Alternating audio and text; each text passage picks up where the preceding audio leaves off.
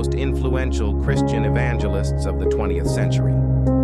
A woman of remarkable faith, passion, and a deep love for God, she would go on to touch millions of lives, leaving a legacy that still resonates today.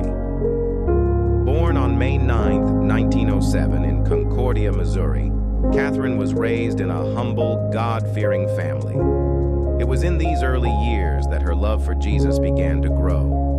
Little did anyone know that this small-town girl would become a global minister, renowned for her healing services and her unwavering belief in the power of the Holy Spirit. Her journey wasn't without challenges. Kathryn faced doubts, criticisms, and even personal heartbreaks. But through it all, she never wavered in her calling.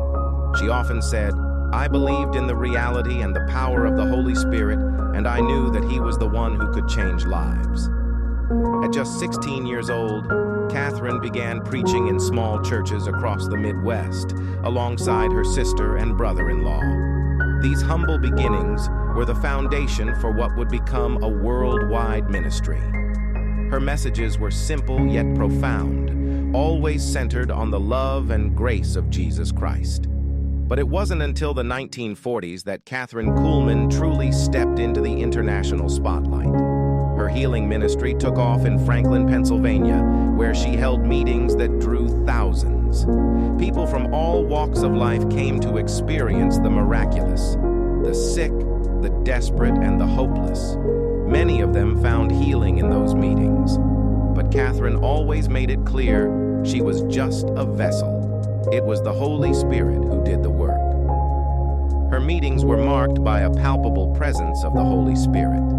People reported being healed from various ailments, cancer, blindness, paralysis, and more. Yet Kathryn never claimed the credit.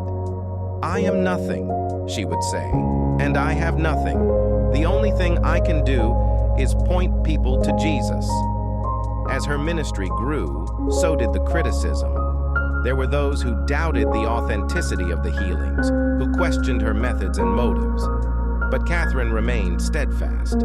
She knew her purpose, and she knew whom she served. She wasn't in it for fame or fortune. She was driven by a deep love for God and a desire to see His power manifested in the lives of ordinary people. By the 1950s and 60s, Kathryn Kuhlman had become a household name. Her radio program, the Kathryn Kuhlman Hour, reached millions across the United States, and her television broadcasts extended her influence even further.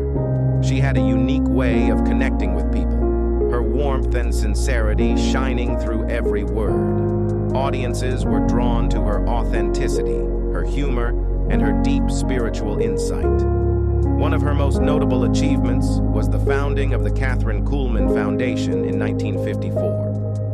Through this organization, she was able to extend her ministry to even more people, funding missionary work, supporting local churches, and spreading the gospel far and wide. The foundation continues her work to this day, a testament to her enduring impact. Kathryn Kuhlman's ministry wasn't just about physical healing, it was about spiritual renewal. She had a profound understanding of the human condition, of the struggles and pain that people carry. She once said, "God does not always heal the physical body, but He always heals the spirit." Her words brought comfort to countless souls, reminding them that God's love is unfailing, even in the midst of suffering. Her influence reached beyond the pulpit. Kathryn authored several books, each filled with her trademark blend of compassion, wisdom, and deep faith. Titles like "I Believe in Miracles" and "God Can Do It Again" continue to inspire readers, inviting them to experience the miraculous in their own lives. Kathryn's life was not without controversy. Her decision to marry a divorced man in 1938 led to a scandal that nearly derailed her ministry. But even in the face of public scrutiny, she remained focused on her calling. The marriage eventually ended in divorce, a painful chapter in her life. Yet Kathryn emerged from it with a renewed sense of purpose, more committed than ever to her mission. Her life was a testament to the power of redemption, of God's ability to use even the most broken vessels for His glory. She often spoke about her own flaws, her own weaknesses, and how God had used them to show His strength. It was this vulnerability, this openness, that endeared her to so many. Kathryn Kuhlman passed away on February 20th, 1976, but her legacy lives on. She is remembered not just for the miracles, but for her deep love for Jesus, her unwavering faith, and her compassionate heart.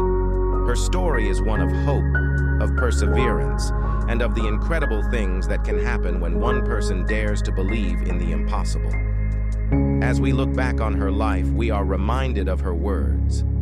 God is not looking for gold vessels or silver vessels. He is looking for willing vessels.